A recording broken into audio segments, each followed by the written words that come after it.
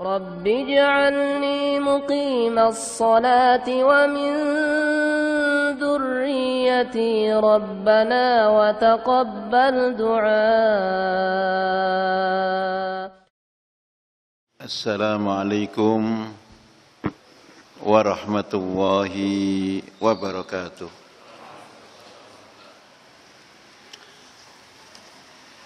الحمد لله رب العالمين والصلاة والسلام على رسول الله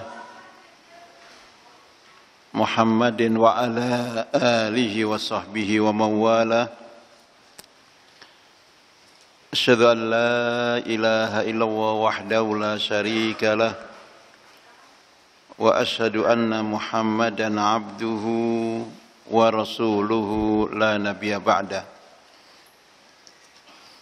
قال الله تعالى في القرآن الكريم: أعوذ بالله من الشيطان الرجيم. يا أيها الذين آمنوا اتقوا الله حق تقاته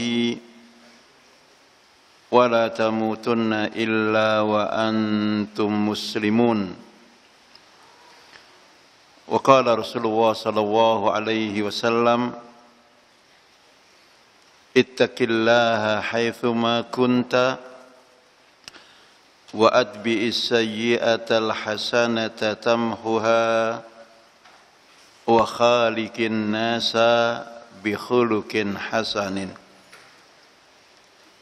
إخواني وأخواتي rahimani wa rahimakumullah.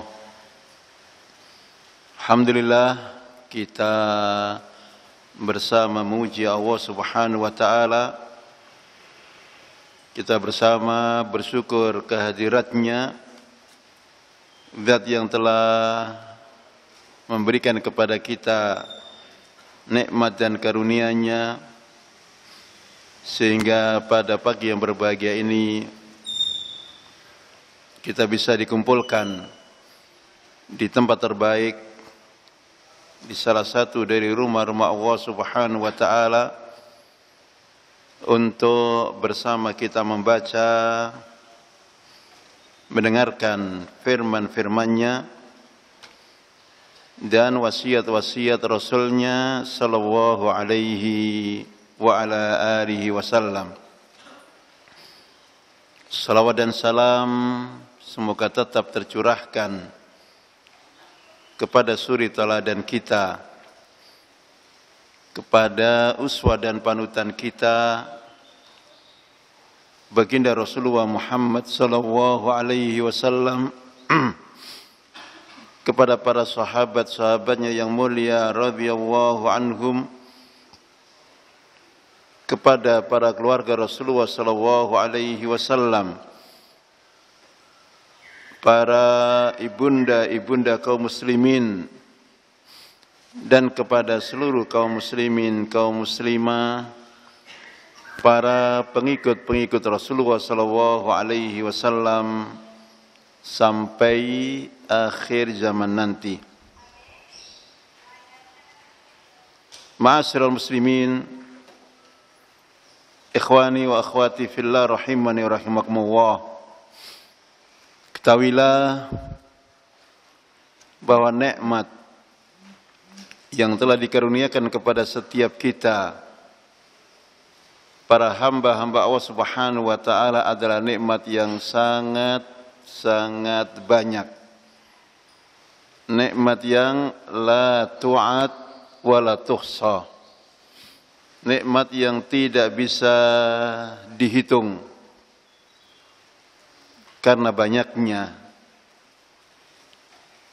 Allah Subhanahu wa taala mengingatkan akan banyaknya nikmat yang telah diberikan kepada kita, sebagaimana tersebut di dalam firman-Nya surat Ibrahim ayat yang ke-34.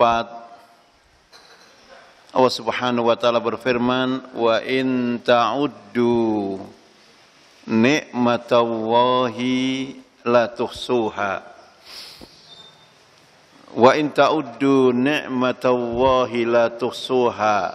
dan jika engkau menghitung nikmat-nikmat Allah Subhanahu wa taala, la tuhsuha, niscaya engkau tidak mungkin bisa menghitungnya.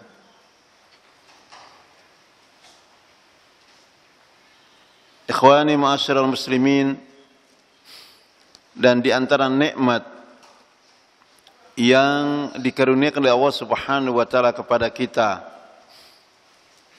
adalah nikmat yang paling besar, adalah nikmat yang paling agung, adalah nikmat ketika dengan kehendak Allah Subhanahu wa taala setiap kita bisa mengikrarkan dua kalimat syahadat. Nikmatul Islam, nikmatul taufik, nikmatul hidayah. Nikmat yang tidak diberikan oleh Allah Subhanahu wa taala kecuali mereka-mereka para hamba-hambanya yang terpilih. Nikmat yang bahkan tidak diberikan oleh Allah Subhanahu wa taala kepada sekian banyak keluarga besar baginda Rasulullah sallallahu alaihi wasallam. Bahkan seorang Abu Talib, pamanda tercinta Rasulullah sallallahu alaihi wasallam yang hidup bersamanya ketika menjelang akhir-akhir hayatnya, beliau sallallahu alaihi wasallam masih sempat untuk duduk di sampingnya mengajarkan kalimat la ilaha illallah, dan ternyata sampai mati menjemput dia tidak dalam keadaan mengucapkan kalimat tersebut. Maka ketika baginda Rasulullah sallallahu alaihi wasallam mendapatkan sang paman tercinta dalam situasi mati yang tidak muslim, tentu beliau sedih, tentu beliau berduka. Dan Allah Subhanahu wa taala kemudian menegur dan sekaligus menghiburnya dalam firman-Nya, "Qul innaka la tahdi man ahbabta walakinallaha yahdi man yasha." Kul, katakanlah wahai Muhammad, innaka la tahdi, sesungguhnya engkau tidaklah bisa memberikan hidayah bahkan kepada orang yang paling engkau cintai sekalipun. Kul innaka la tahdi man ahbabta walakinallaha yahdi man yasha. Dan tetapi Allah Subhanahu wa taala sajalah zat yang menghadirkan hidayah, yang memberikan hidayah kepada setiap mereka yang dikehendakinya. Dan termasuk di antara mereka adalah kita yang sedang duduk di rumah Allah Subhanahu wa taala di pagi yang berbahagia ini. Maka ketika kita bertanya berapa jarak tempat tinggal kita dengan tempat diutusnya baginda Rasulullah sallallahu alaihi wasallam, maka jawabnya tidak kurang 10.000 kilo.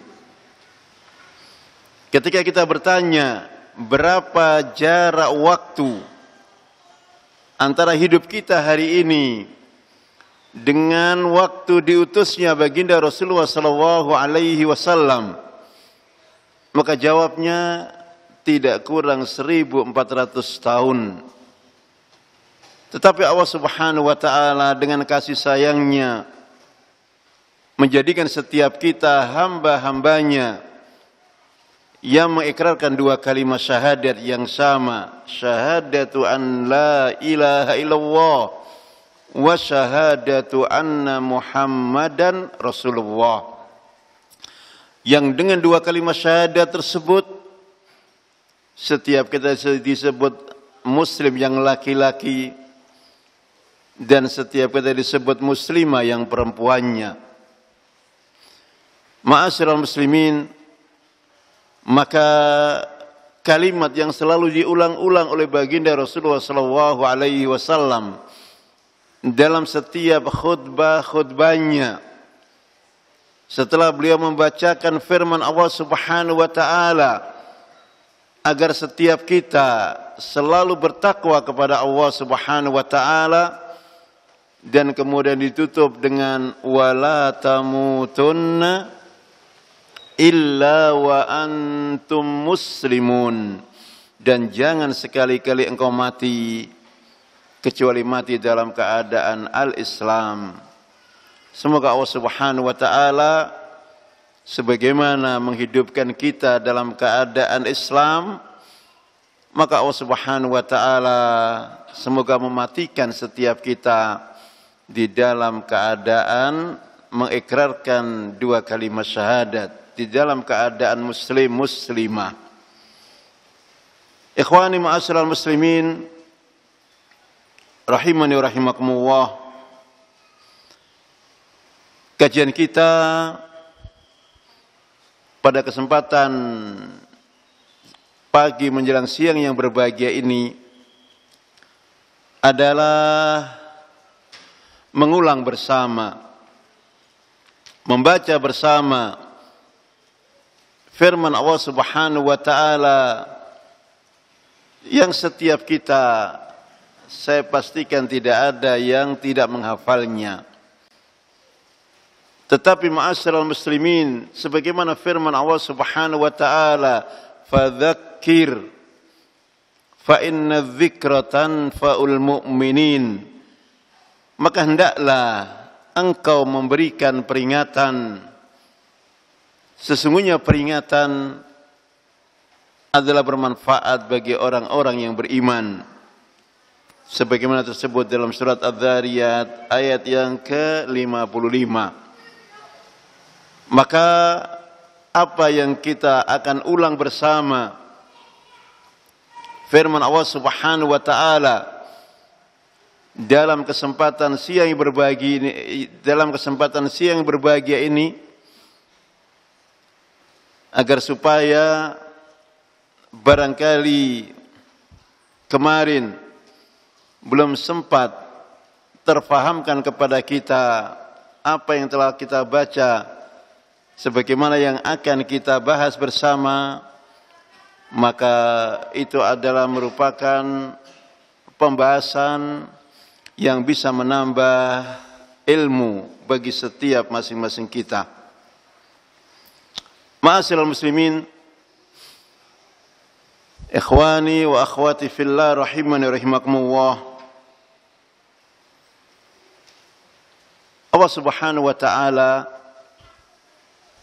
membagi setiap kita para hambanya dalam dua bagian besar, dalam dua kelompok besar selain kelompok al-muslim wal kafir.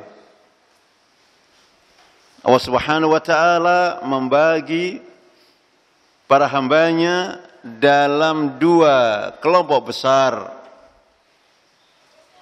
Yang pertamanya adalah mereka para hamba-hamba Allah Subhanahu wa taala yang termasuk mereka yang al-khasirun, mereka yang berada dalam kelompok yang merugi.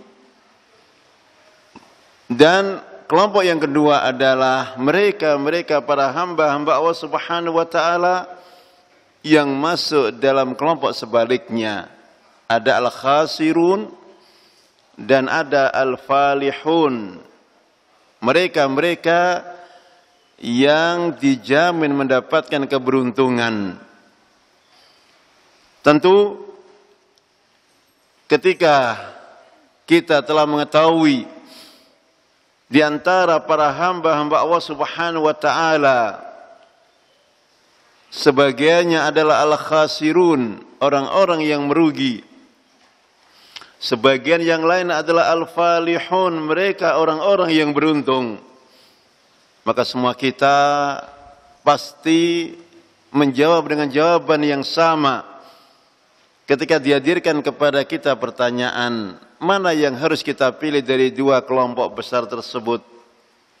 Semua kita pasti akan menjawab, kita berharap menjadi hamba-hamba Allah Subhanahu wa taala yang beruntung.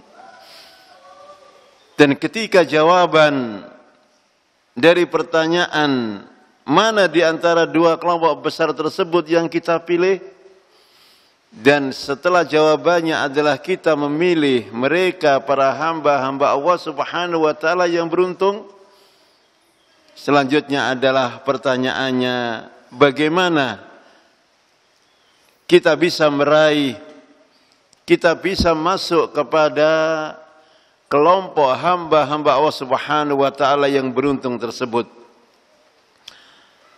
Ma'asyiral muslimin, adalah firman Allah Subhanahu wa taala yang terpendek dari surat-surat yang ada.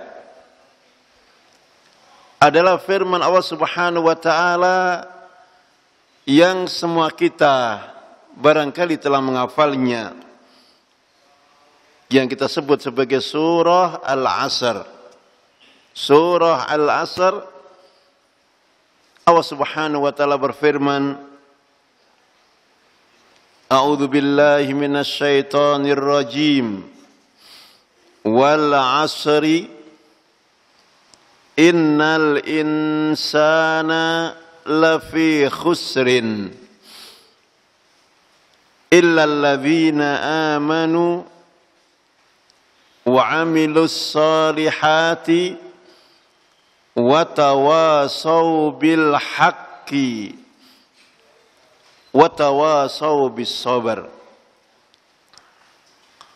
Allah Subhanahu wa taala berfirman, wal 'asri, demi masa.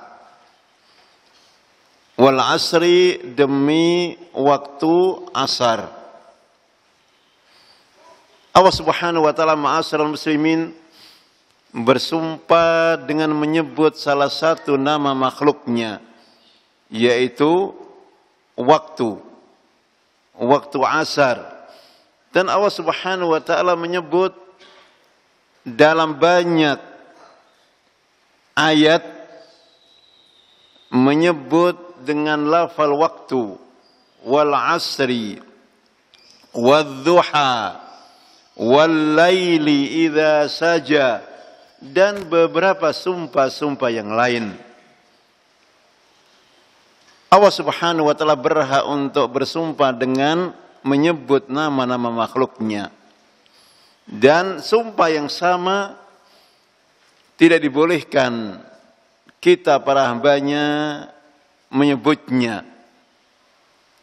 Kita para hambanya hanya boleh menyebut dengan bersumpah atas nama Allah Subhanahu wa taala. Wallahi, billahi, tawahi. Adapun Allah Subhanahu wa taala menyebut di dalam sumpahnya dengan menyebut salah satu dari nama makhluknya, itu adalah boleh bagi Allah Subhanahu wa taala, dan di dalamnya ada makna besarnya kalimat yang disebut oleh Allah Subhanahu wa taala, yakni fadlu al-ilm, keutamaan fadlu al-waqt indal muslim, keutamaan waktu bagi setiap kita kaum muslimin, kaum muslimah. Allah Subhanahu wa taala berfirman, wal 'asri, demi masa. Wal 'asri, demi waktu asar. Selanjutnya setelah itu Allah Subhanahu wa taala memberitakan kepada kita akan sebuah penyakit. Allah Subhanahu wa taala memberitakan kepada kita akan sebuah penyakit dengan firman-Nya, innal insana lafi khusrin. Innal insana lafi khasaratin. Sesungguhnya semua manusia ada dalam keadaan merugi. Ada dalam keadaan merugi. Lafi khasaratin. Semuanya, yang lakinya, yang perempuannya, yang kayanya, yang miskinnya, yang tuanya, yang mudanya, lafi khasaratin, dalam keadaan merugi. Setelah Allah Subhanahu wa taala menghadirkan kepada kita sebuah penyakit, pada ayat berikutnya Allah Subhanahu wa taala menghadirkan obatnya. Maka kalimat innal insana lafi khusrin adalah ad-da'u dan ayat berikutnya adalah dawa'uhu. Ayat yang kedua adalah penyakitnya dan ayat yang ketiganya adalah obatnya. Ayat yang kedua adalah al-alil, problemanya, penyakitnya, dan ayat yang ketiganya adalah syifa'uhu, obat daripada al-alil tersebut. Allah Subhanahu wa taala menghadirkan kepada kita berita akan penyakit, dan Allah Subhanahu wa taala menghadirkan kepada kita obat dari penyakit tersebut. Setelah Allah Subhanahu wa taala memberitakan kepada kita innal insana lafi khusrin, innal insana lafi khasaratin, setelah itu Allah Subhanahu wa taala berfirman illal ladzina amanu wa amilu as-salihati wa tawasaw bi al-haqqi wa tawasaw bi as-sabr. Al-Imam Asy-Syaikh Muhammad bin Abdul Wahhab ketika menyebut firman Allah Subhanahu wa taala yang ada dalam surat Al-Asr ini, kemudian beliau meringkas bahwa setiap kita tanpa terkecuali ada dalam keadaan merugi. Illal ladzina amanu wa amilus salihati wa tawasaw bil haqqi wa tawasaw bis sabr. Beliau katakan semua orang pasti akan merugi kecuali mereka yang memiliki 4 perkara. Yang pertamanya adalah mereka-mereka yang berilmu, dzu ilmin.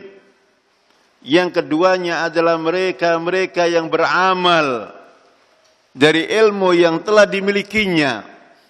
Yang ketiganya adalah mereka-mereka yang berdakwah. Dan yang keempatnya mereka yang bersabar di dalam membawa dakwah. Mereka yang berilmu dan mereka yang beramal dan mereka yang berdakwah dan mereka yang bersabar di dalam mengemban dakwanya. Syekh Muhammad bin Abdul Wahhab menukilkan kepada kita ucapan Al-Imam Asy-Syafi'i rahimahullah. Kata Imam Syafi'i, sekiranya Allah Subhanahu wa taala tidak menurunkan Al-Qur'anul Karim kecuali hanya surah Al-Asr tanpa 113 yang lain, maka lakafatna, niscaya satu surat ini serasa sudah cukup untuk menjadikan siapa kita yang sebagai ahlul jannah dan mendapatkan sekalian nikmat-nikmatnya, dan siapa di antara kita yang menjadi ahlun nar dan merasakan sekalian kepedihan dan kepedihannya. Maka ketika disampaikan oleh beliau Ustaz Fathur Rahman kiat-kiat agar kita menjadi orang-orang yang beruntung, kiat-kiat agar kita tidak menjadi orang-orang yang khasarah, maka jawabnya ketika kita memiliki 4 hal sebagaimana yang ada dalam surat Al-Asr tersebut. Al-ilmu yang pertama, al-amalu yang kedua, ad-da'watu yang ketiga, dan as-sabru ala al-adha yang keempat. Berilmu, beramal, berdakwah, dan bersabar di dalam kita mengawal dakwah ini. Ma'asyiral muslimin, ikhwani wa akhwati fillah rahimani rahimakumullah, bahwa agar kita tidak menjadi hamba-hamba Allah yang merugi, bahwa agar kita tidak menjadi hamba-hamba Allah Subhanahu wa taala yang khasarah, bahwa agar setiap kita menjadi hamba-hamba Allah Subhanahu wa taala yang beruntung, maka yang harus kita punya yang pertama adalah al-ilmu. Al-ilmu. Dan ketahuilah ma'asyiral muslimin, ketika disebut al-ilmu di dalam Al-Quranul Karim, ketika disebut al-ilmu di dalam wasiat-wasiat baginda Rasulullah sallallahu alaihi wasallam, maka yang dimaksud dengan kalimat al-ilmu tersebut adalah al-ilmu asy-syar'iyyu, ilmu syar'i, al-ilmu amma anzalallahu subhanahu wa ta'ala, ilmu tentang apa yang diturunkan oleh Allah Subhanahu wa ta'ala, yaitu Al-Quranul Karim, dan ilmu tentang apa yang diwasiatkan kepada setiap kita oleh baginda Rasulullah sallallahu alaihi wasallam sebelum ilmu-ilmu yang lain. Maka ma'asyiral muslimin, ketika kita membaca firman Allah Subhanahu wa taala sebagaimana tersebut dalam surat Al-Mujadilah ayat yang ke-11, yarfa'illahu alladhina amanu minkum walladzina utul ilma darajat.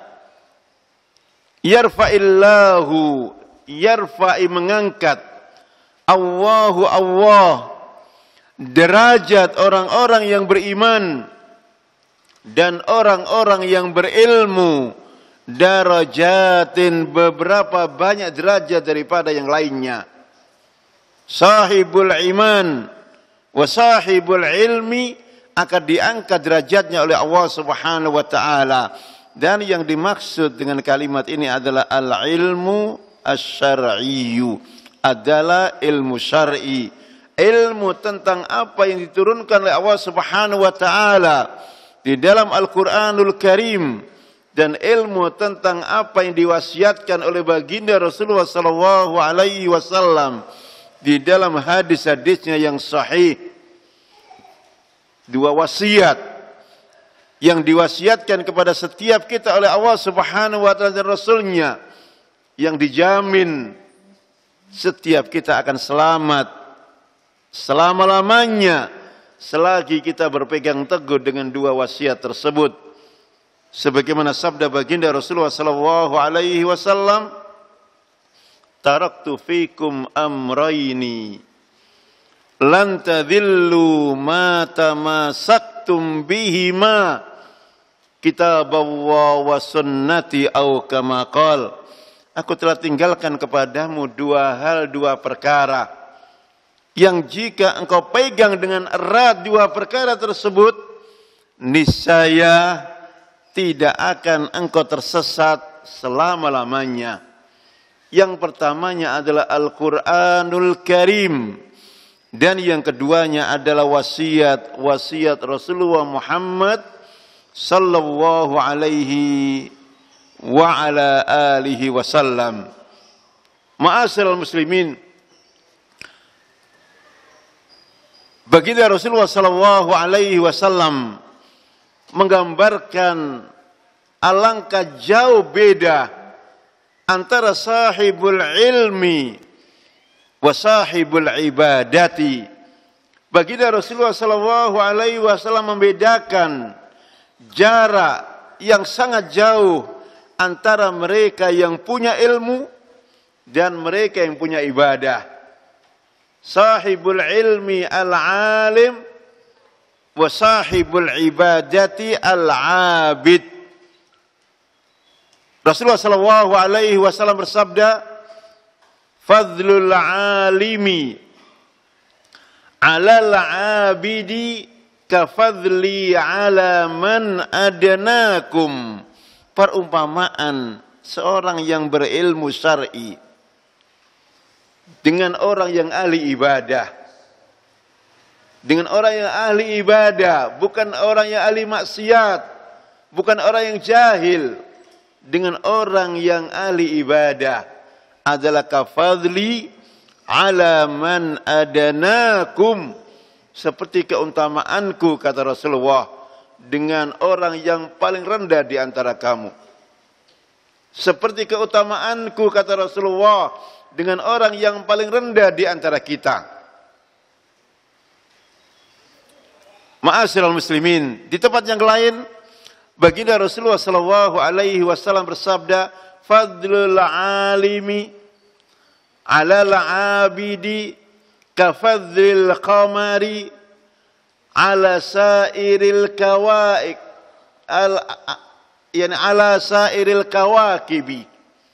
Perumpamaan seorang yang berilmu dibanding dengan seorang ahli ibadah adalah seperti keutamaan rembulan, bulan purnama dengan bintang-bintang kecil yang ada di sekitarnya. Ma'asyiral muslimin, majelis ilmu, tempat kita bersama berkumpul, adalah sangat beda dengan majelis-majelis yang lain. Majelis ilmu, tempat setiap kita berkumpul, di dalamnya penuh sesak dengan keberkahan, di dalamnya penuh sesak dengan pengampunan dari Allah Subhanahu wa ta'ala atas doa dari sekian banyak para hambanya. Maka di dalam hadis yang diriwayatkan oleh Imam Muslim, baginda Rasulullah sallallahu alaihi wasallam bersabda, "Innallaha wa malaikatahu wa ahlas samai wal ardi hatta namla fi hijriha wa hatta al-huta la yusalluna ala muallimin nasil khaira." Atau kama qala, sesungguhnya Allah Subhanahu wa ta'ala yang pertama, wa malaikatahu, dan para malaikat-malaikatnya yang kedua, wa ahlas samai, penduduk langitnya yang ketiga, wal ardi, penduduk buminya yang keempat, hatta namla fi hijriha, sampai semut-semut yang ada di liangnya yang kelima, wa hatta al-hut, sampai ikan-ikan yang ada di lautannya yang keenam. Semua mereka la yusalluna ala muallimin nasil khaira, semua mereka bersalawat kepada setiap kita dan mereka yang mempelajari kebaikan dan yang mengajarkannya, yang mempelajari ilmu dan yang mengajarkannya. Maka ketika setiap kita kaum muslimin memahami mana keberkahan akan kita dapat, tidak hajat barangkali seorang itu harus pergi ke tempat yang jauh dengan menghabiskan waktu yang banyak, menghabiskan uang yang tidak sedikit untuk keliling negeri, mendatangi kuburan-kuburan para wali, kata mereka. Padahal yang seperti ini selain tidak dicontohkan kepada setiap kita oleh baginda Rasulullah SAW, bisa-bisa malah terjatuh kita dalam perkara yang terlarang. Kalaulah setiap kita berharap berkah kumpulnya kita di majelis ilmu seperti ini, cukuplah sudah hadir untuk kita keberkahan yang tidak terhingga banyaknya. Seluruh para hamba-hamba Allah Subhanahu wa taala mendoakan kita dengan mengatakan, Allahumma ighfir lahum, ya Allah, ampunkanlah mereka, ampunkanlah mereka. Dan semua mereka berucap dengan ucapan yang sama. Ma'asyiral muslimin, itu keutamaan majlis ilmu. Ma'asyiral muslimin, ikhwani wa akhwati fillah rahimani wa rahimakumullah. Belum lagi bahwa menuntut ilmu agama hukumnya adalah fardu. Menuntut ilmu agama hukumnya adalah wajib. Sebagaimana sabda baginda Rasulullah sallallahu alaihi wasallam, talabul ilmi fariidhatun ala kulli muslimin. Talabul ilmi fariidhatun ala kulli muslimin. Menuntut ilmu adalah fardu, adalah wajib bagi setiap muslim muslimah. Ketika disebut muslim, maka muslimah masuk di dalamnya. Ma'asyiral muslimin,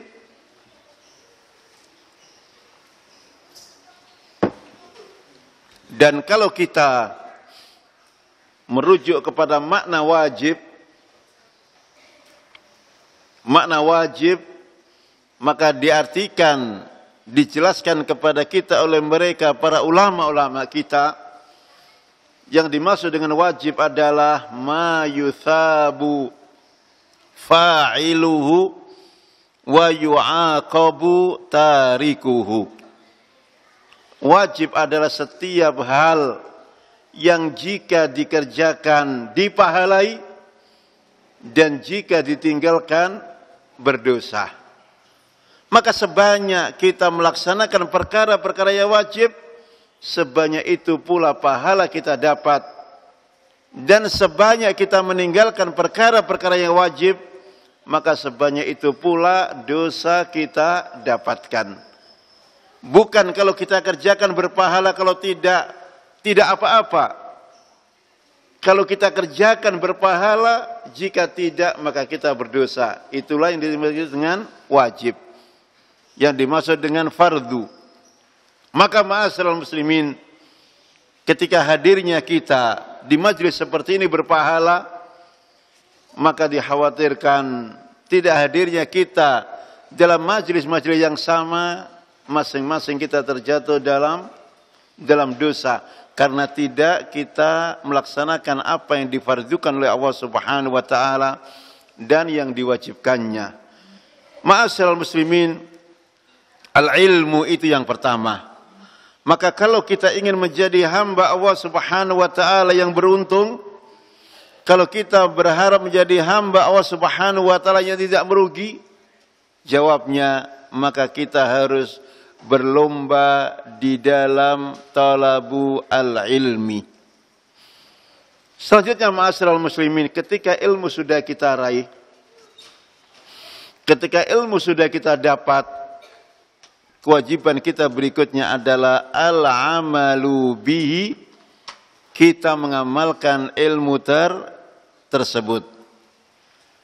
Mengamalkan ilmu yang sudah kita pelajari, sedikit banyaknya, kecil besarnya. Dan itu adalah doa yang kita panjatkan kepada Allah Subhanahu wa taala di dalam salat-salat kita yang 5 waktu, yang 17 kali rakaat, selain ditambah dengan salat-salat yang lainnya. Doa yang kita panjatkan kepada Allah Subhanahu wa taala di dalam salat-salat kita adalah kalimat ihdinas siratal mustaqim. Ya Allah, tunjukkanlah kami kepada jalanmu yang lurus. Siratal ladzina an'amta alaihim, jalannya orang-orang yang telah engkau beri nikmat, ghairil maghdubi, bukan jalannya orang-orang yang dimurkai. Siapa orang-orang yang dimurkai ma'asyiral muslimin? Al-Yahud, orang-orang Yahudi. Kenapa orang-orang Yahudi dimurkai oleh Allah Subhanahu wa taala? Karena orang-orang Yahudi senangnya hanya belajar, senangnya hanya menuntut ilmu, dan tidak senang dalam mengamalkannya. Maka Syekhul Islam Ibnu Taimiyah berkata, barang siapa di antara umat ini yang senangnya hanya belajar dan tidak senang dalam mengamalkannya, fahum syabihuna bil yahud, maka mereka memiliki sifat sebagaimana sifatnya orang-orang Yahudi. Kenapa? Senangnya hanya belajar dan tidak senang dalam mengamalkannya. Sebaliknya ma'asyiral muslimin waladzallin, dan juga bukan jalannya orang-orang yang tersesat. Siapakah ad-dallun? Siapakah mereka? Adalah an-nasara, adalah orang-orang Nasara. Kenapa orang-orang Nasara disebut orang-orang yang sesat? Karena mereka senangnya hanya beramal dan tidak senang berbekal dengan ilmu dalam amal yang dilakukannya. Semangat beribadah tanpa ilmu. Maka Syekhul Islam Ibnu Taimiyah berkata, barang siapa di antara umat ini yang senangnya hanya beramal dan tidak semangat membekalinya dengan ilmu, fahum sabihuna bin nasara, maka mereka adalah seperti orang-orang Nasara, menyerupai orang-orang Nasara. Dan Islam kita yang diajarkan oleh baginda Rasulullah SAW adalah Islam yang mengajak agar setiap kita berilmu, sebagaimana Islam yang mengajak kepada setiap kita untuk beramal, mengamalkan dari ilmu yang sudah kita pelajari. Al-ilmu al-amalu. Maka kita tidak hanya semangat berilmu, tetapi juga kita semangat dalam mengamalkan apa yang sudah kita miliki dari ilmu yang ada. Ma'asyiral muslimin rahimani rahimakumullah, al-ilmu yang pertama, kemudian al-amalu yang kedua. Dan ternyata untuk bisa meraih keberuntungan belum cukup. Harus kita hadirkan yang ketiga. Dan yang ketiga adalah ad-da'watu ilaihi.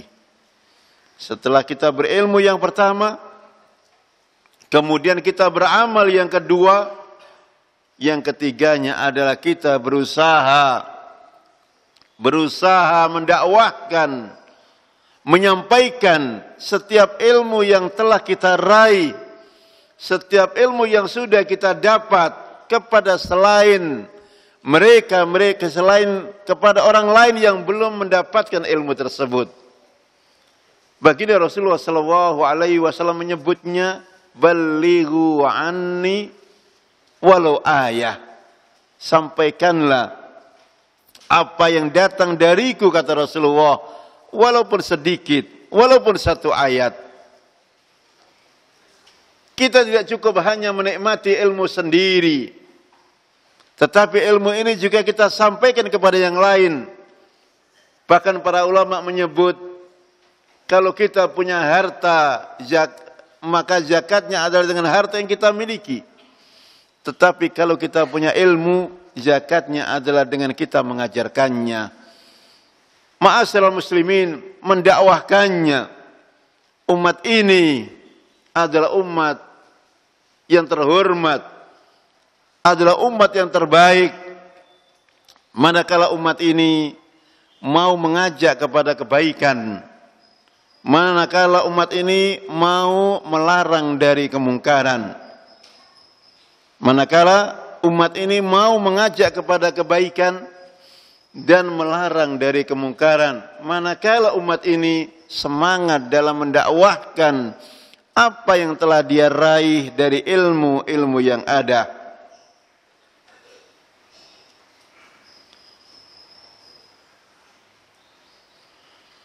Ma'asyiral muslimin rahimani wa rahimakumullah. Kalau kita bicara hukum dakwah, maka hukum dakwah minimalnya adalah fardu kifayah, dan pada orang-orang tertentu sampai kepada fardu ain. Sampai kepada fardu ain, fardu bagi masing-masing kepala mereka. Di saat kejahilan merajalela dan yang mengetahui perkara yang baik hanya sedikit, maka yang sedikit itu wajib untuk menyampaikan kepada semua mereka, agar semua mereka tahu perkara yang ma'ruf dari yang mungkar. Allah Subhanahu wa taala, ma'asyiral muslimin, berfirman, kuntum khaira ummatin ukhrijat linnasi ta'muruna bil ma'rufi wa tanhauna 'anil munkari. Kamu, kata Allah, adalah umat terbaik yang dikeluarkan untuk manusia. Kapan? Ketika kamu mau mengajak kepada kebaikan, ketika kamu mau melarang dari kemungkaran. Lisan seorang ad-du'at ila Allah Subhanahu wa taala adalah lisan yang terbaik. Sebagaimana firman Allah Subhanahu wa taala, "Wa man ahsanu mimman da'a ila Allah." Wa man ahsanu mimman da'a ila Allah. Dan lisan siapakah yang lebih baik daripada lisan seorang yang mengajak kepada Allah Subhanahu wa taala?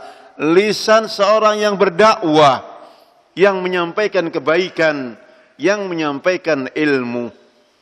Ma'asyiral muslimin, al-ilmu yang pertama, agar kita bisa menjadi hamba-hamba Allah Subhanahu wa taala yang tidak berugi.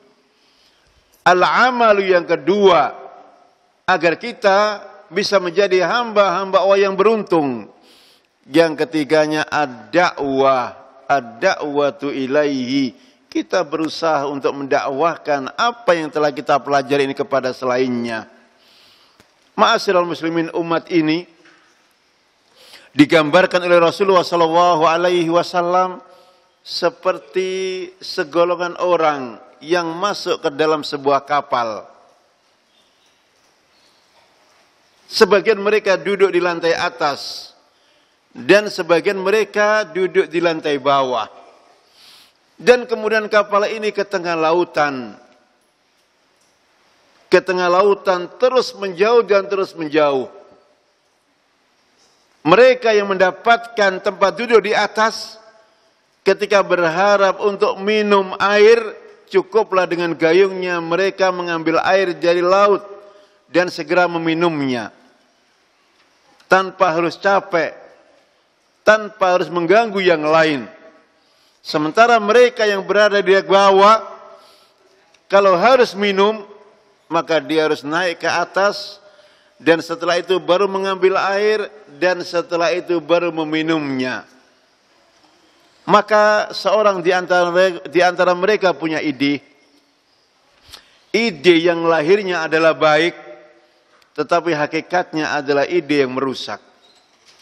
Ide yang membahayakan. Seorang di antara mereka kemudian berkata, bukankah saya sudah dapatkan kursi ini, tempat duduk ini, dengan uang yang sudah saya bayarkan? Kemudian dia punya ide mau melobangi tempat duduknya.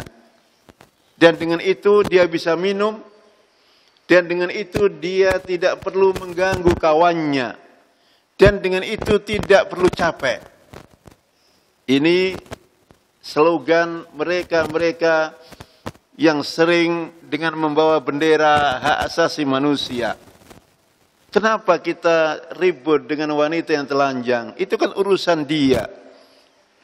Dia lupa bahwa ketika kita membiarkan wanita telanjang, maka akan menjadi sebab hadirnya musibah. Dan ketika musibah sudah datang, akan semua terkena, tidak terkecuali. Ma'asyiral muslimin, kata Nabi, ide seseorang ini, sekiranya seluruh penduduk kapal membiarkan yang terjadi, fahalaka wahalaku jami'an, maka dia akan tenggelam dan semua penghuni kapal pun akan tenggelam.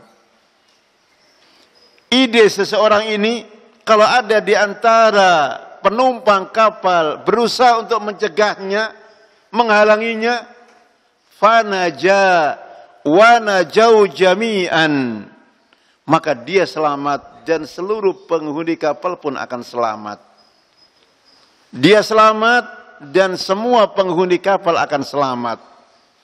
Begitu Rasulullah SAW menggambarkan dalam bentuk permisalan bagaimana urgensinya al-amru bil ma'ruf wan nahyu 'anil munkar, bagaimana urgensinya ad-da'wa ila Allah Subhanahu wa ta'ala.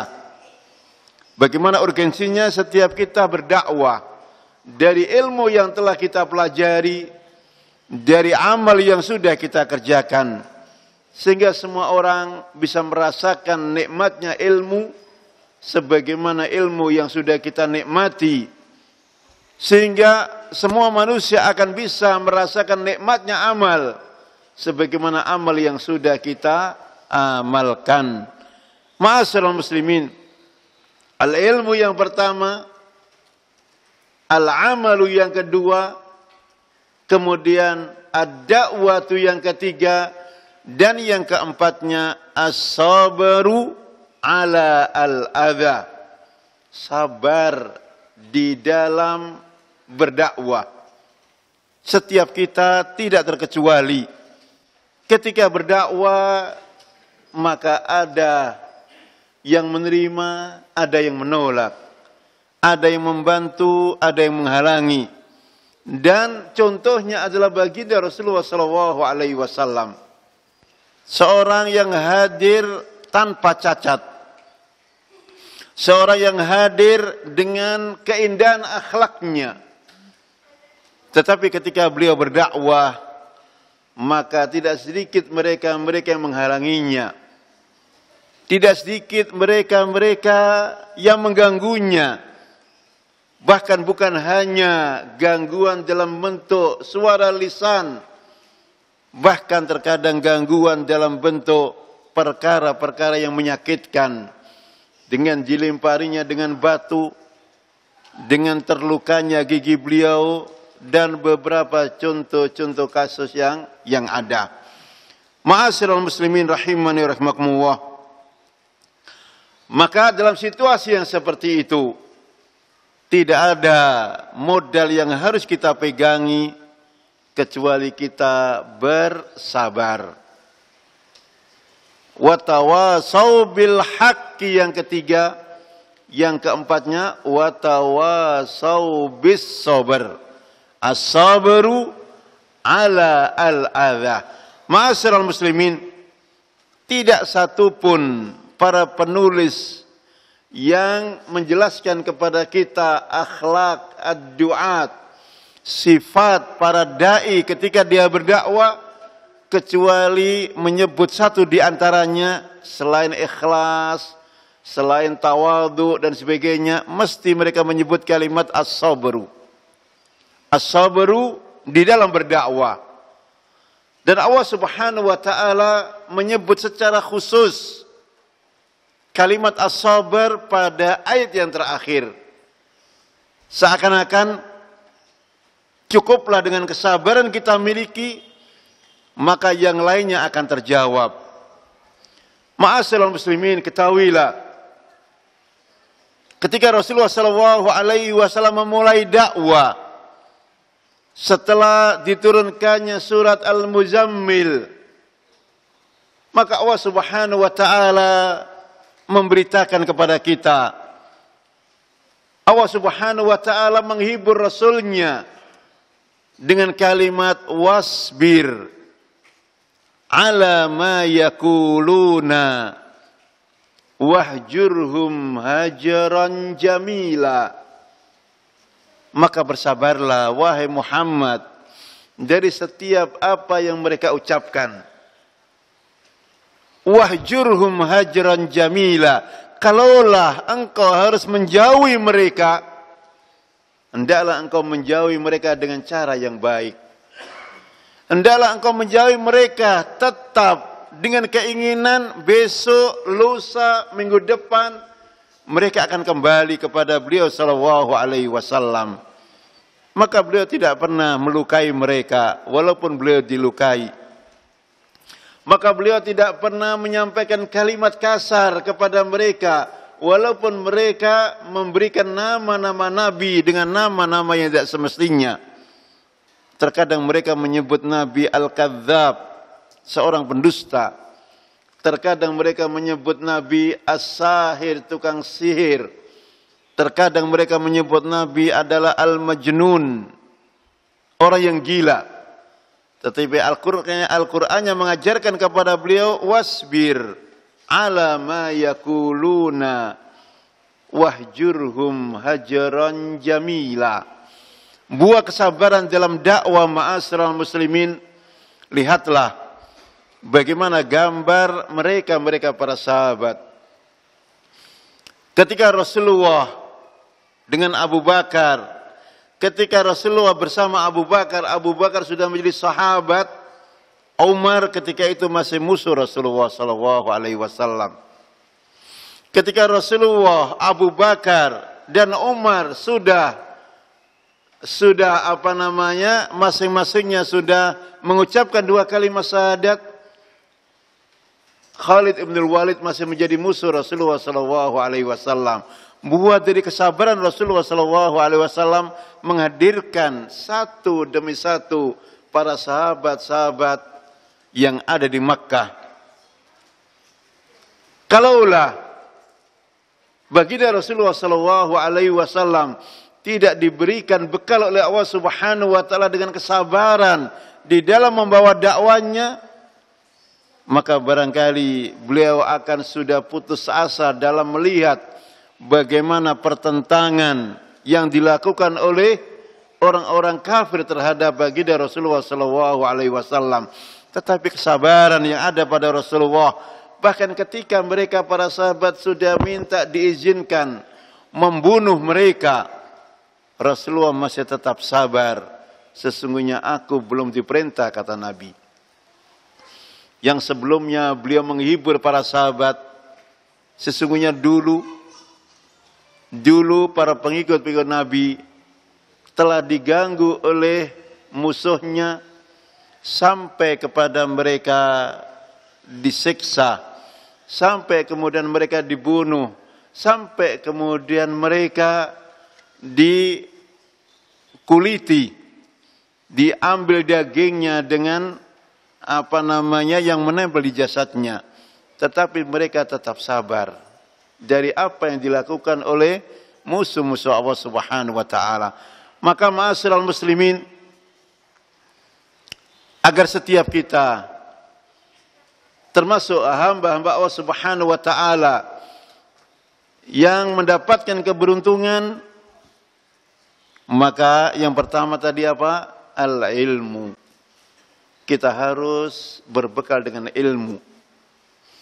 Dan setelah ilmu ini kita dapatkan, kemudian al-amalu, kita beramal yang kedua. Ma'asyiral muslimin rahimani wa rahimakumullah. Dan setelah beramal yang kedua kita laksanakan, kemudian harus hadir pada diri setiap kita keinginan untuk menyampaikan apa yang telah kita miliki dari ilmu yang ada. Dan yang keempatnya, di dalam kita membawa dakwah ini, maka modal kesabaran lebih daripada modal harta atau yang lainnya. Sebagaimana firman Allah Subhanahu wa taala, wa tawasau bi as-sabr. Dan firman Allah Subhanahu wa taala yang diturunkan kepada baginda Rasulullah sallallahu alaihi wasallam adalah kalimat wasbir ala ma yaquluna wahjurhum hajran jamila. Ma'asyiral muslimin rahimani rahimakumullah. Demikian barangkali sedikit yang bisa tersampaikan dalam kesempatan yang berbahagia ini, dan sebelum kita akhiri dalam rangka untuk menyampaikan rasa gembira atas pertemuan pada kesempatan pagi hari ini.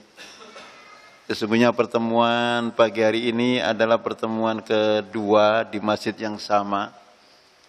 Setelah sebelumnya kurang lebih berapa Ustaz?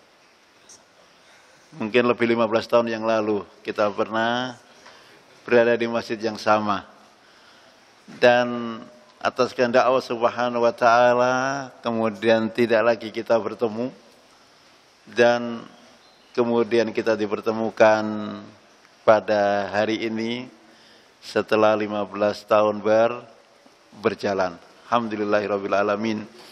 Maka semoga pertemuan kita adalah pertemuan yang membawa keberkahan, dan perpisahan kita adalah perpisahan yang membawa pengampunan dari dosa-dosa kita oleh Allah Subhanahu wa taala. Sebagaimana semoga pertemuan hari ini adalah bukan pertemuan pertama dan terakhir. Semoga pertemuan hari ini adalah pertemuan pertama dan kita susul pertemuan-pertemuan berikutnya insyaallah taala. Selanjutnya ma'asyiral muslimin, kalaulah ada khilaf dalam apa yang tersampaikan mohon dimaafkan, dan semuanya adalah datang dari pribadi yang dhaif, dan saya beristighfar kepada Allah Subhanahu wa taala. Demikian wa akhiru da'wana wassalamu alaikum warahmatullahi wabarakatuh.